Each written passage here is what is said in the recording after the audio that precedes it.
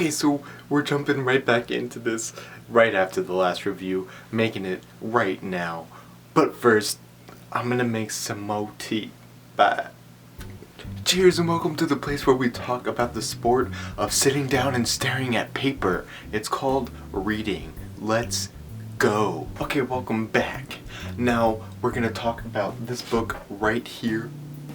The Name of the Wind. Now before we get into this whole thing, I want to remind you that either in this corner or this corner over here, there's a little gear icon, and if you press it and go to speed, and you can click 2 times, and it'll kind of speed it up so that maybe this video won't be as long and you can kind of watch more and sit through it, because, you know, words are slow. I only talk about 200 and some words per minute, but you can speed it up. You can speed it up and see if you can understand it. Just giving you that hint, okay? It will waste less of your time, and I don't want to waste your time. I want to make it better, you know? What's the point of watching this video? Anyways, don't forget you can speed it up. Go ahead. Now, to start off, the ending was absolutely crazy when he did that, you know, just kidding. Okay, so this video is obviously a continuation of the review, so if you haven't watched that, go ahead and watch it real quick, and come back when you've read the book. Read the book, it's good. Okay, we all know it by now. So get out if you haven't read it, or if you're not gonna read it, then I guess you can say and get kind of a synopsis of what happened, but you should read it. It would be such a waste if you were to watch this and not read it beforehand. Be ready to kind of watch a longer video, okay? Because this is where I'm just gonna kind of sit down and just go for it and talk about this book. No strings attached, no time limit, not trying to keep it short or anything. This is the discussion, okay? So I have a bunch of points that I've written down on my computer here, and I'm gonna say them, and I'm gonna explain them. And if you have anything you want to say about it, remember that this is trying to be a discussion. Write down in the comments, you know, any points that I might have missed, or any disagreements you might have, you know, make them nice. But let's have a conversation about it, okay? That would be fun, that would be dope. Okay, so here we go. You should have left by now if you haven't read it. Anyways, we're gonna talk about the different parts of the book and like where Kvothe went in different places. By the way, we're gonna call him Kvothe. I don't care. I haven't even listened to the audiobook and what they call their places. I'm just gonna try it, okay? So don't kill me for my pronunciation. It's tough, it's fantasy, whatever. So like I said in the review, I kind of thought the beginning was very slow, and I got kind of, you know, I quit the book once. I quit the book and I relapsed back into it, okay? I read like the first 50 pages and it just didn't make sense. Like, this dude was in a bar and there was stuff going on, like people were kind of dying and people were getting hurt and stuff was kind of bad. That's kind of the only gist I got of it. It was really cool though, like the beginning, the silence of 3 parts. It was very poetic, and I like how it was at the end of the book, and I like how it's at the beginning of the next book, and it's just kind of one of those nice things. And it changes very subtly, but it's still cool. I like that that's there. But jeebus, dude, like, I get it. You're a bartender, okay? I'm not as mad at it as I thought I was, but I restarted the book and it was just kind of like, this part again? Really? But the day that I came back to it, I was like, look, I'm just gonna read like 100 pages today. I just wanted to read a lot, so I just read a lot, and it got me there, and it was like freaking awesome now. Totally worth it. Did anybody else have a problem with the beginning of like sitting down and getting through that? Was it like entertaining to you guys? Because it wasn't really like entertaining to me. It was interesting getting into the world at that point, but it wasn't like, I wonder what's gonna happen next. I wonder what's gonna happen next. The only part where it turned into a page turner for me was when, you know, I already said, you might have heard of me because I'm awesome. That part. So that's when it turned into a drastic page turner for me, and I couldn't put it down. It would have been a crime to put it down. But when Chronicler came in, I was like, okay, maybe this dude's gonna tell a story about himself and how he's dope and awesome. And then I was like, ooh, this might be worth it, you know, like, because the book had awesome reviews, and I was just like, what? And then it all made sense. It did set up the whole Chandrian thing really nicely, and I appreciated that, but then I still didn't get it, and then it evolved. I guess the mystery evolved, so I can appreciate that, okay? And he did make me read the rest of it, and he did make me want to come back to it, so no matter what I say about that beginning, it was good, and it was good enough. Okay, now I just want to say, this is getting past the point where he's like, okay, let me tell you my story now. just chill. Let me tell you. This is past that point. I'm jealous of how he grew up, okay? I'm kind of jealous. And I feel like that's where a lot of awesome stories come from, like Harry Potter, magic, Wingardium Leviosa. That makes me want to be there. But in this story, this kid grows up like in a traveling troupe.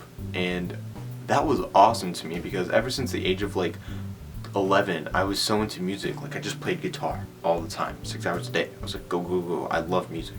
And just to kind of grow up and like, nothing against your mom, dad, whoever, family, like my family wasn't into music, and like being around musicians and awesome musicians and performers and people with imaginations, like that must have been super cool to be in that community and just, you know, have the imagination held up. That's what this channel's trying to do. It's trying to like take your imagination and say, it's okay to be weird, it's okay to read books, it's okay to go to a fake place that doesn't exist, because like this world kind of might not be good enough for me. And I would love to grow up there, and that's kind of like where the root of this all comes from, especially when he gets into more of the music. It's like, ugh, but we'll get to that later. Even though they were kind of poor and, you know, people didn't really respect them, I respected them, and that was cool. And he had respect, and his father had all the respect. Arliden, I think his father's name is, had, you know, so much respect for him. He was awesome, and he had like manners. Even though people thought he was like lowly and stuff, he was always like the bigger person, and I liked that.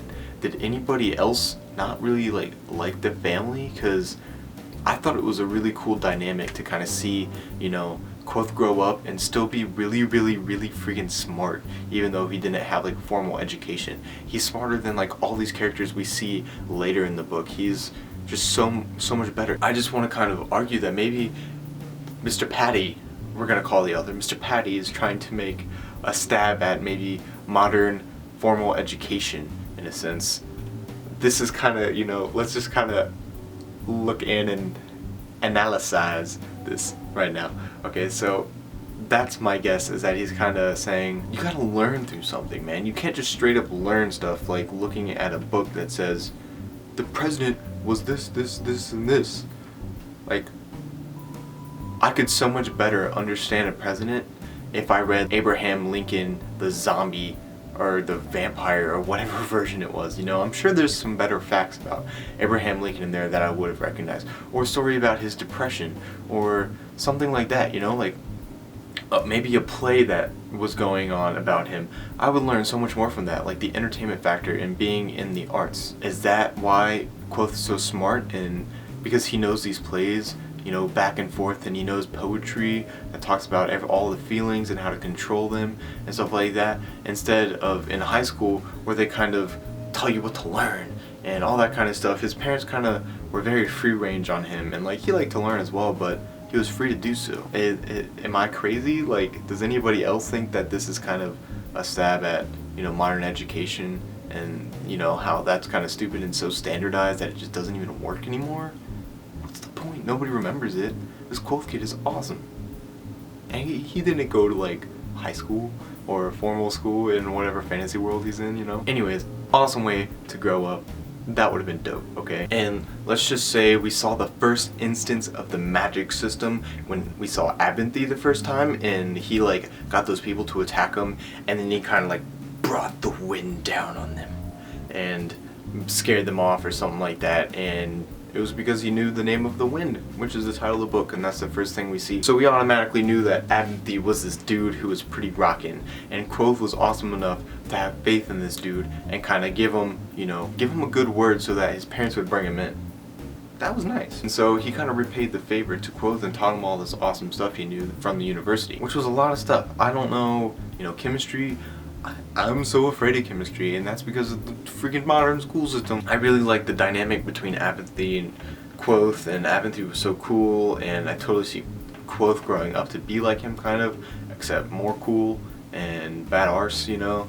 It was awesome. And when Kvothe was starting to learn Sigaldry and, you know, combining and sympathy and all that kind of stuff, and he bound the wind to his like lungs or something like that. He was trying to like cheat the name of the wind, and he like fell off the cart and like almost died, and then he was like, oh no, mom, I'm okay. That part did a really good job at making you feel kind of scared, you know, like people can die in this story, and this stuff is actually like real magic, and this kid can do it, and he can do it pretty well, and it's dangerous, so be careful. But you never really saw it again, you know, like nobody ever screwed up again. Like people started getting chills from like binding blood and like getting heat from it, but nobody was actually really hurt. And so that right there, mixed with the beginning and telling them that like I'm awesome, set me up to believe that like danger was all around. And then it kind of levels out throughout the rest of the book. So this kind of piqued me and it hooked me and wanted more danger, but it just kind of settled out. So that's just a minor thing that I kind of disliked about this instance. Now I'm going to make a comparison here, and I hope you don't mind. I don't know if you've seen Game of Thrones, maybe you have, but I strongly compare the Edema Ruh, which is what Kvothe is, their like culture, to Game of Thrones, the Dornish people. I just get a lot of Oberyn and Arliden, his Kvothe's dad. He's just very smart, and he's very careful with his words, but he's also very like edgy at the same time, and that's just kind of how I imagine the Edema Ruh, because they're even tan all the time, except for the red hair. The red hair is kind of weird, but everybody's admitted that's kind of weird at this point. They have strongly rooted morals. They, you know, are, I don't know if they're about revenge, they're about being like the bigger person, but they care very much about their family, and they care very much about their extended family, which is their family. Like everybody they're traveling with is their family, and they take a lot of pride in that, and that's very respectable, and that's why I kind of compare them to the Dornish.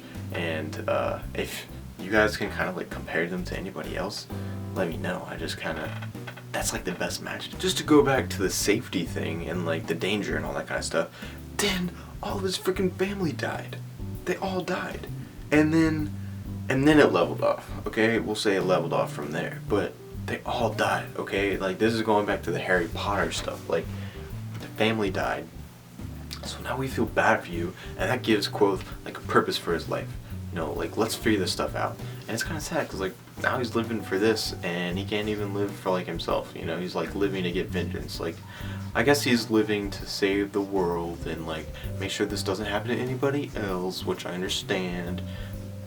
But still, like, his whole life is dedicated to this purpose now. And then everybody died, and then, like, everybody was safe again, and, you know, he lived on his own, and it was great, and all that kind of stuff. I just want to say one of my favorite parts of this entire book was after his family died, which is kind of bad to say, but he went in the woods and kind of lived on his own and had his loot, and, like, that was it.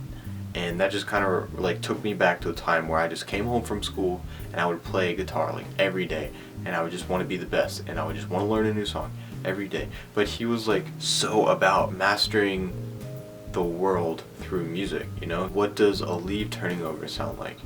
And, you know, emotion, like what does an emotion sound like? And he like perfectly mastered all of that stuff. And this all set him up for the rest of his life. That's my idea. I think he learned how a leaf turned over in music, and I think that's gonna help him later and like to like name things. That's my guess. I'm gonna put my guess out there. That's my prediction, okay? What, like, do you think that's anything to do with it? I'm just giving you guys questions to make this seem more like a discussion. I would appreciate it if you kind of like answer me back. That'd be cool. That'd be fun.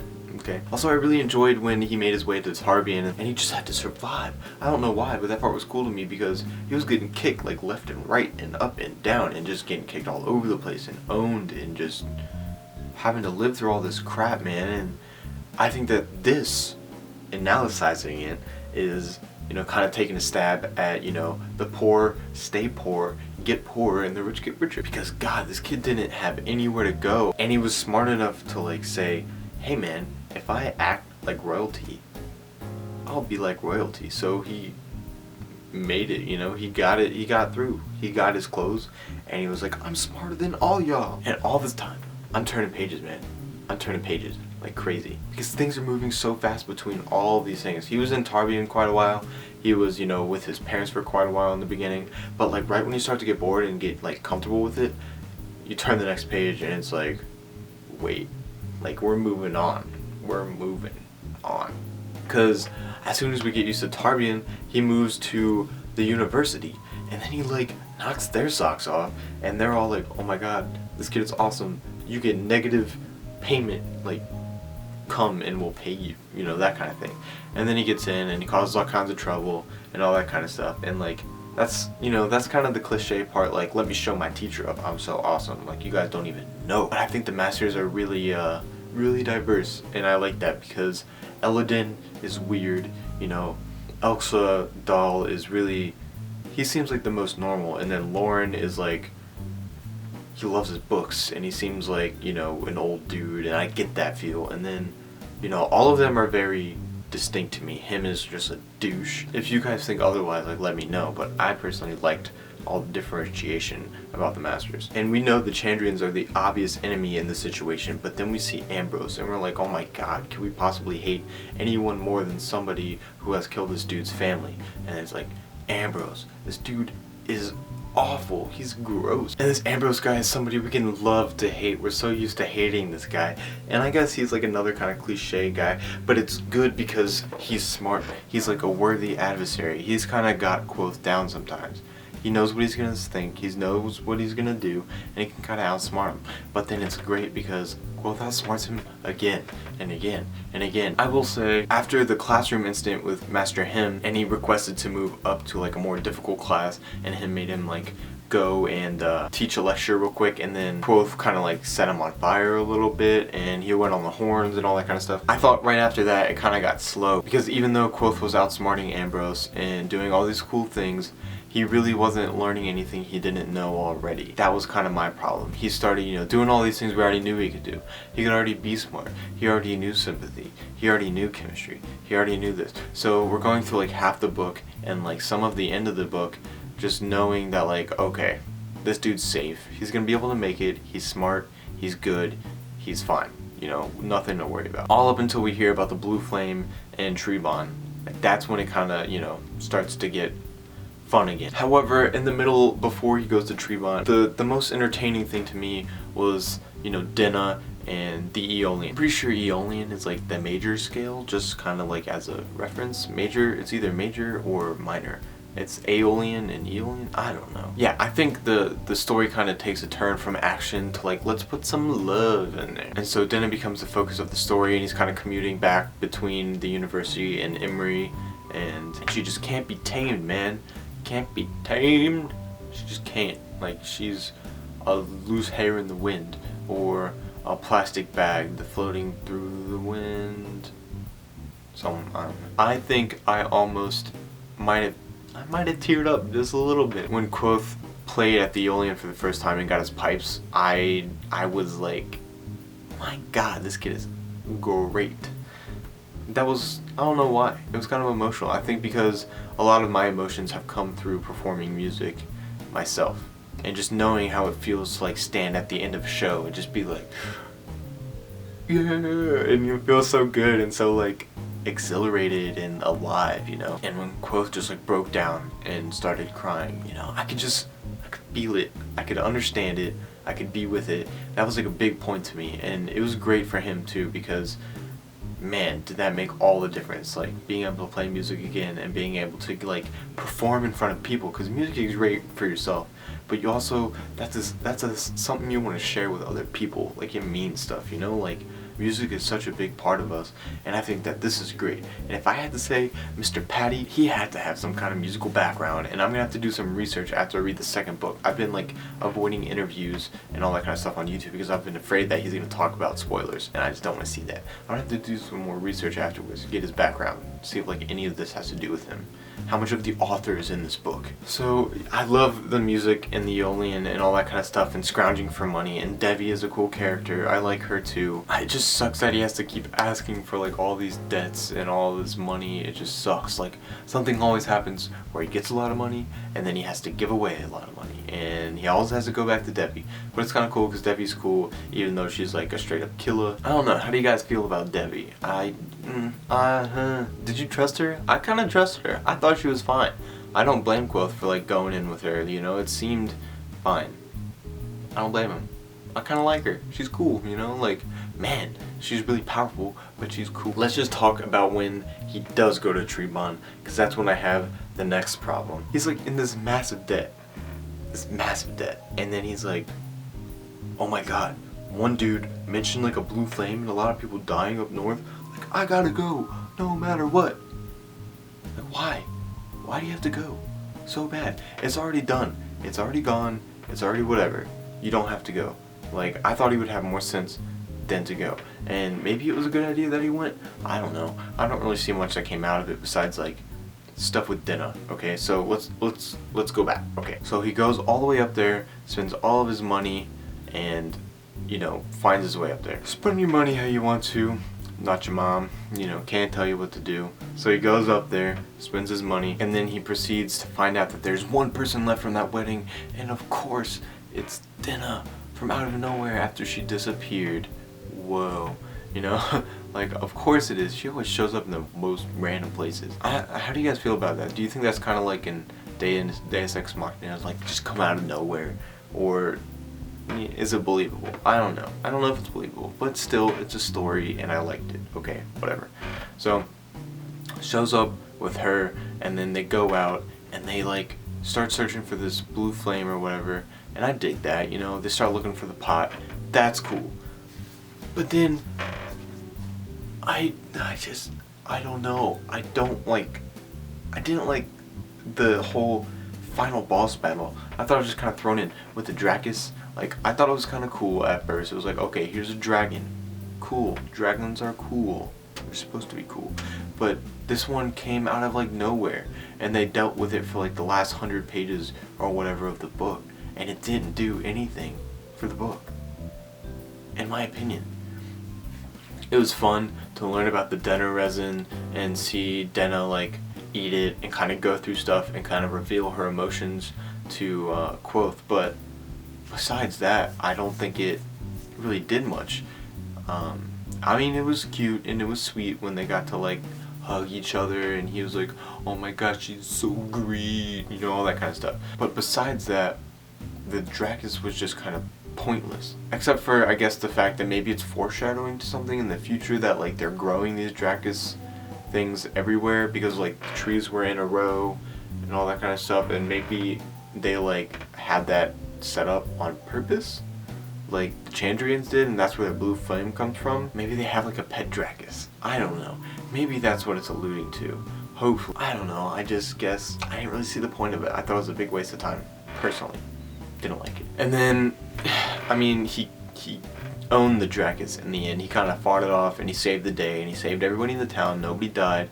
Cool stuff. So it kind of built his reputation a little bit more, and it kind of like killed his reputation too. I thought how he killed it was pretty cool. It was pretty epic. But at the end, he was like, you know, he killed it with the wheel of Telu, and at the end of the chapter, he was like, people might see here and look at it was like God's work or something like that, but it was just me. And I was like, whoa, like that's pretty bold statement, you know, like he's a god. He was saying that he basically should be a god, kind of. That's kind of how I took it. How did you guys take it? I don't know. And again, analyzing that, I was wondering if maybe that was something that comes from the author himself, like what are his views on religion and all that kind of stuff. How does religion play in the rest of this game, in this book, you know? Is it real? Is it not? Is it whatever? I can't really draw any conclusions from this point, or any point as of yet, but I think that there's something in it, and I'm gonna be able to analyze it a little bit more later. Okay, but everything after the Dracus fight was pretty freaking awesome. He went back and he like called the wind on Ambrose, and I was like, bam, sucker, like, bam, you know? He broke his lute. He broke his freaking lute, and I was like, you don't do that, you know?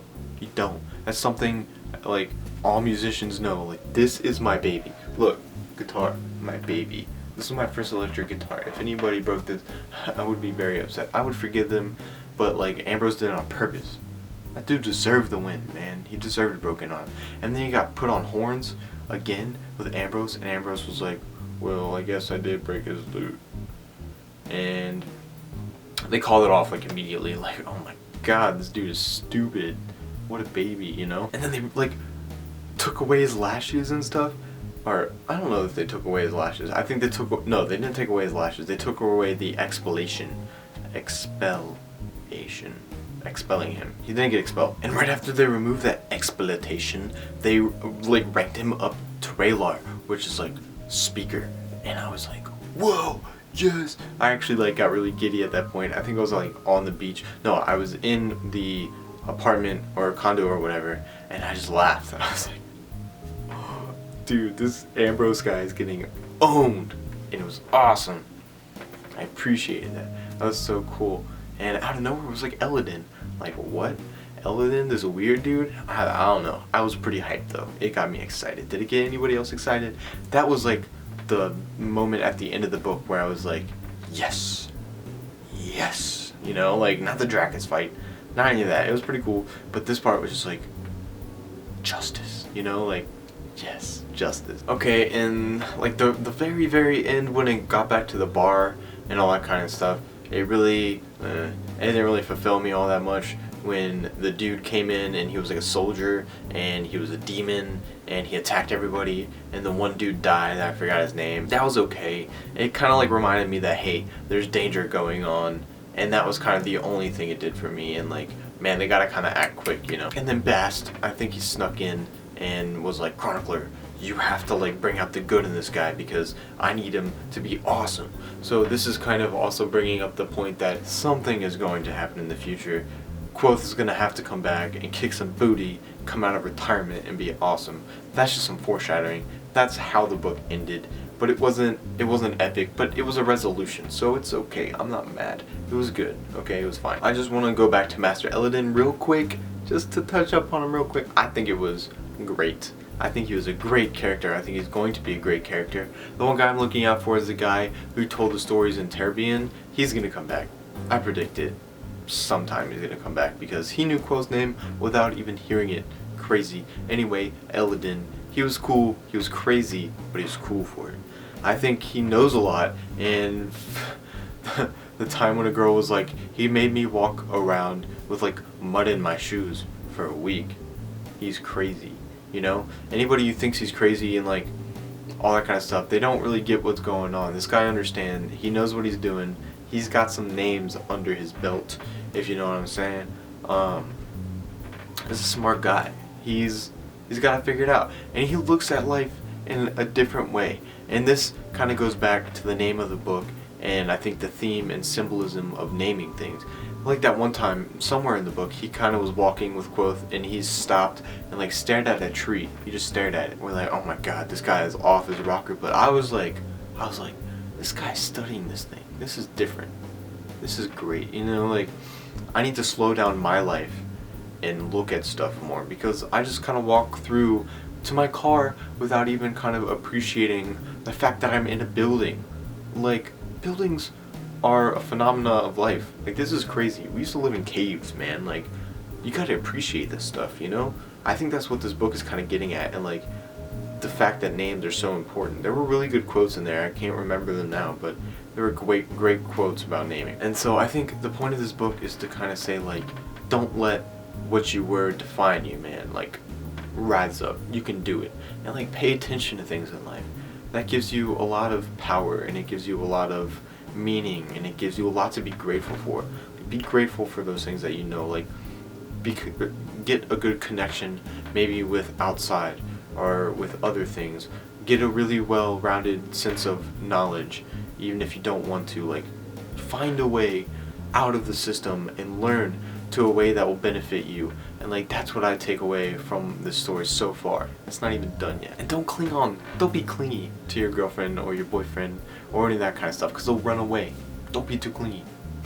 That's a love aspect. I should mention that I appreciate that this isn't a straight up love story. Like, it's got some love interest in it, but it's not a love story. I like that, you know. I don't like too much lovey-dovey stuff. I can read The Hunger Games. That's more love. It was still good, but this one wasn't, and I appreciated that. It was more fantasy. It was more like, let's get revenge for my family. I do want to go back yet again, and kind of talk about Sim and Willem. They were like the same character to me. I never could distinguish them, and they're like his two best friends. I can never tell like a distinct difference between them, and that's just kind of something that I have myself. And like, I mean, I feel bad. I think those are maybe the worst two characters in the book, which kind of sucks. I like them as one character. I like them as like his friends. They're good friends. They're great friends. I just couldn't distinguish them. It was weird. And Monet. I love Monet. The like 40, 50, 60-year-old dude that like is still at the university today. cool concept. I liked it. The fact that he's still there. And he's got game, dude. Like, he can pick up some ladies. It's all great stuff. And you know, that's my discussion. I really like, if you have any points, I would love to see what you guys think, see what you guys say. I would appreciate it down in the comments.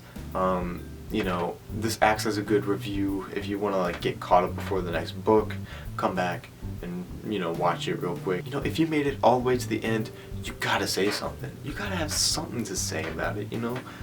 Leave it down there. Please make this a discussion. I want to make more of these, and I want to have in-depth discussions. And we're going to make a community, and it's going to start now.